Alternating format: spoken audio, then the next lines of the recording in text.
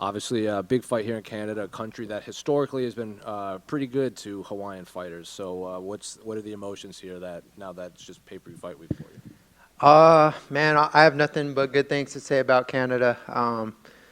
Initially, I wasn't like too pumped about it, but as soon as I flew into this airport and flew into this amazing city and how beautiful it is, it was just a fresh wind, just getting to breathe some good air, and it's like PEDs, if whatever that feels like.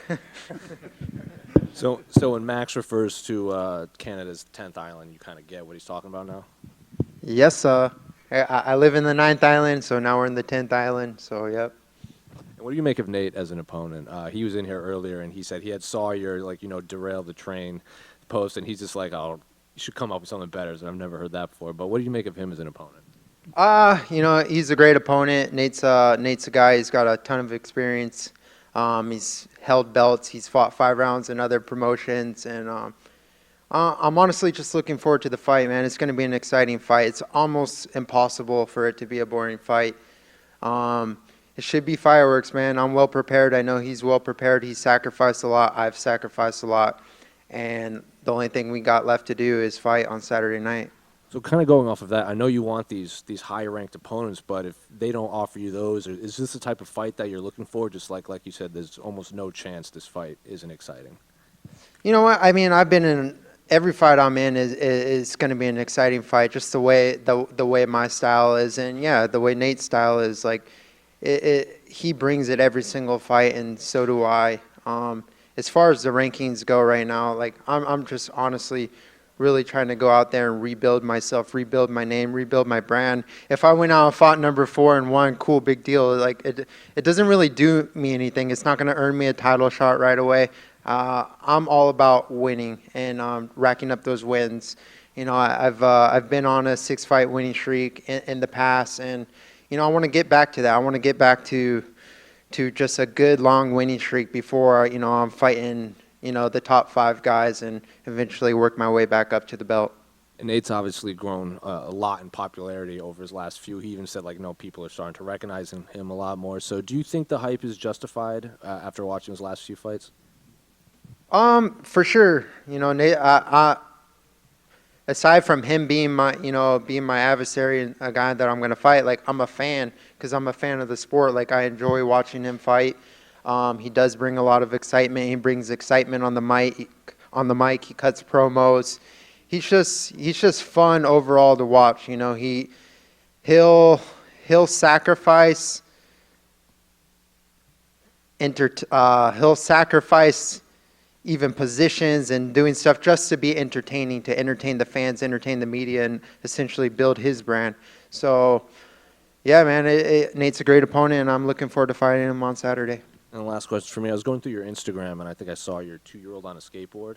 You think that's a little too young to be rolling around out there? Nah, I mean, I skated my whole life, and so I'm aware of, his boundaries and what he's kind of capable of, and, I'm there for him if he falls, but sometimes kids got to fall, too, to learn, and, yeah, man, it's just Bam's growing, and he's going to be great in whatever he wants to do. Hey, Dan, right here to your left. Just a quick one. I mean, I saw your social media post with the cookie captioned, you might be doing 155. I mean, was that just having fun, or is there a nugget of truth to maybe you would do 155? Yeah, they announced my fight on the broadcast, and it said lightweight bout. And, I mean, at that time, I was like, hey, if this is – I actually had to go back and check my bout agreement to make sure. I was like, all right, it's still 145 for sure. But yeah, I just made some light about it, and but of course we sacrifice so much into the sport, and it's not fun cutting weight, whether it's 5 pounds, 10 pounds, or 15 pounds. It's never fun, and it's honestly if 145ers agreed to fight at whatever their natural weight is, it would create more longevity for the sport. I think it would be more entertaining because we would just feel a little more full and have a little more juice and not be cutting down the whole entire camp and dieting just to, make a certain weight class. But at the same time, this whole sport is about discipline, and discipline is where I get a lot of confidence from, and discipline is where, where I feel strong. So, I'm completely fine cutting down to the weight class that I signed my bout agreement to fight in. So, but you never know, man. Like, I would definitely do 155 down the road, even though I am of a shorter stature. Maybe I don't fit the frame, but there's tall guys at 135. There's big guys at, tall guys at 145. I believe I have the power to transfer over, and I can knock out an 85er if you put me in there. But that's just where we are. Is there a dream fight, something that you would love at 155 if the opportunity arose? Honestly, I've never really thought about it. No, I don't have no dream fight. Fair enough. Dan over here. Not Khabib. Dan, you trained with Jeremy Kennedy, who's from here originally. Did he give you any tips or any things to kind of know coming here for the first time? Hey, James. Jeremy. Yeah. Jeremy's man, he's a great training partner. Great look. He helped me a ton in the going into the Damon Jackson fight. And this fight, he was in Thailand for quite a bit, but he was there in the beginning of camp. I think his wife sent my wife a bunch of like good spots to eat and places to go check out. But man, I just open up my freaking hotel window, and that's all I need to be happy. Like, it's just to see green and see water, just makes me happy. But definitely, I got some places to go check out, after the fight and whatnot. You've never been finished in your career, and Nate's typically a finisher, and you've proven to be durable, throughout your career. I know you don't like to get hit, but how much of an advantage is that's one path to victory that may not happen for him just because you haven't been finished before? I mean, honestly, the way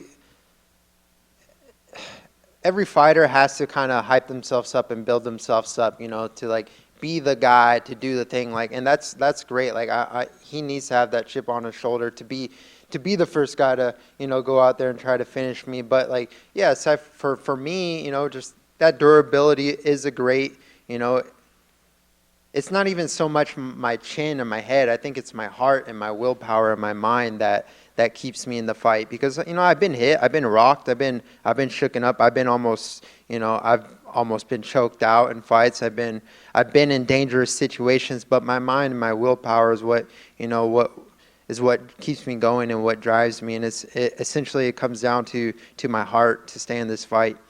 Who did you mainly work with this camp as far as training partners? I did a lot of work with Julian Erosa. He was a guy who's been in there with my opponent. I try not to get too technical as far as like having an exact look, but a guy he's been in there with, he's good at, he could give me a look like Nate. He's a little longer, he's dangerous, he's got good knees, good kicks, good chokes. So it keeps me on my toes. But I just try to work with everyone and get the best of everyone. I work with great strikers, great boxers, great wrestlers, great jiu-jitsu guys, and just get looks from every single scenario, so that way I'm well prepared when I fight Nate. You had a huge win in your last fight, and nothing against him at all, but Nate's obviously a pretty popular fighter. People like watching him fight. Do you feel like this could be somewhat of like, not a coming out party because people have seen you fight, but I know you had the losing streak. You've had some tough opponents in that losing streak. Do you feel like this is an opportunity to remind people that you're still a contender in this division? Definitely. I am still a contender in this division, and it's not necessarily a sense to prove to people or prove to the world. It's still proving to myself. I step in here each day to prove to myself that I can be great at something, and that's what it's all about. It's just becoming a better version of me. I was watching an old highlight of myself. Like, it was like Spencer wrote it. The Rise of Dan Ige. It was a cool video. You guys find it on YouTube. UFC published it, and I was watching it with my son just to kind of explain to him, hey, this is what I'm gonna do. I'm leaving. Dada's going. I'm gonna go fight. And so we watched it, and you could see the evolution, even in interviews, like from the Contender Series till all the way up to, I believe, the Gavin Tucker fight in that little highlight itself. But just the evolution of a man, and and my wife was telling me like, look how much you've grown from there to then. And then I was telling her, I was like, I've grown from then to now, like so much. And that's what it's all about. It's just becoming a better human, a better person, and having more of a purpose, in the sport rather than just winning and becoming a champion. I'm here to make an impact and to better myself as a man. You got a long career still left. I know you've mentioned in the past about maybe helping fighters out, maybe on the management side. Is that something you're still interested in? For sure. I help guys every day. I help my team. I help kids that are, coming up, and just I'm here to give advice. I'm a vessel. I'm a vessel to my brothers and sisters that or just people that are in need of help. That's what I believe I'm put on this earth to do. And definitely as a career, I haven't really thought too much into it, but I definitely have a lot of skills, a lot of knowledge.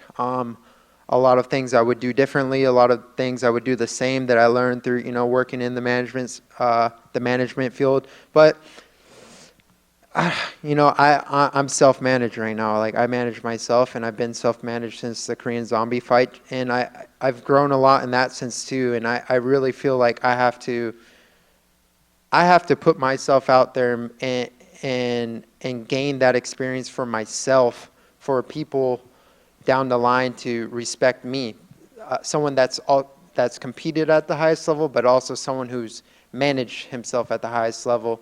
And there's a lot of things. It's a lot of work, to go out there and grind and get sponsors for myself. Like right now, my training and everything takes priority. Like I may not be getting that because I'm not out there grinding and hustling for it. But if I put that same energy that I put into my approach in this game, like I know I can be a great manager down the road if that's something I choose to do. And just last one for me. Obviously, next month we got the big title fight, Alex Volkanovski, Yair Rodriguez. How do you see that fight playing out?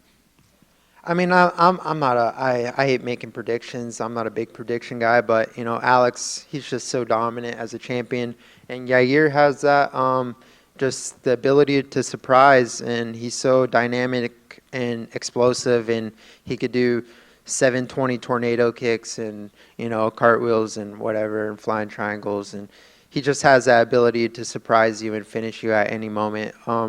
But if I had to pick, I would go with the champ, Volk.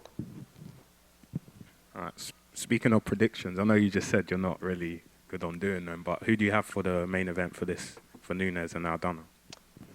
Again, I mean, this fight game is so crazy. I may be a big favorite heading into this fight, but dude, the odds don't matter. This is fighting. This is 50-50. One punch, I could get knocked out. He could get knocked out. Amanda Nunes and Aldana, like, dude, they're both such great female athletes, and they're both capable of winning. I don't want to make a prediction there, but you always want to root for the underdog. It's just kind of like how I've been my whole life, even myself. Like, I'm a favorite going into this, but I still have that underdog mentality because I've been an underdog from day one. I've been doubted from day one, and the odds don't matter. Question to your left.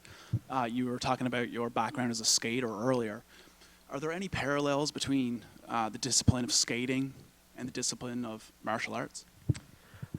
No, I wasn't a disciplined skater. I was just a street kid, hood rat, doing hood rat things with my friends, running around, skipping school, going to the skate park instead. But I did learn a lot. I learned how to, you learn body awareness, and you learn how to run fast if you got to run fast. Dan here on your right, Dan. I know the losing streak weighed heavy on you, that 22 months. But what did coming through that and getting that victory over Damon teach you about yourself and about your abilities going forward as you now progress forward from there? Honestly, at the time it sucked, but I'm super grateful for that season because I made it through. I'm not in that hole anymore. I made it through. I've crawled myself out of that hole, and dude, I literally diagnosed every single thing possible about me from like down to my childhood.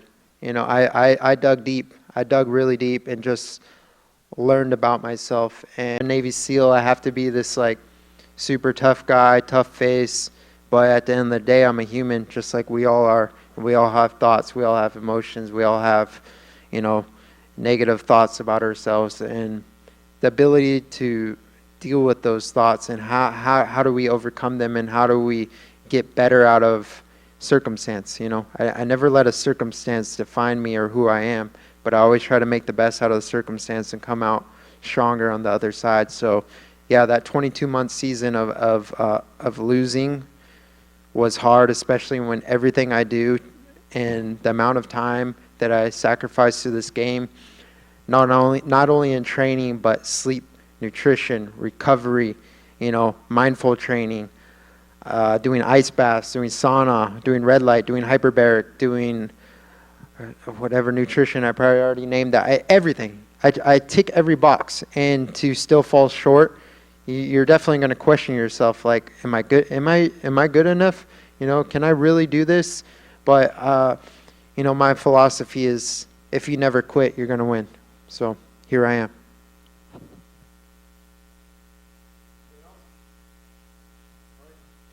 Thanks, guys.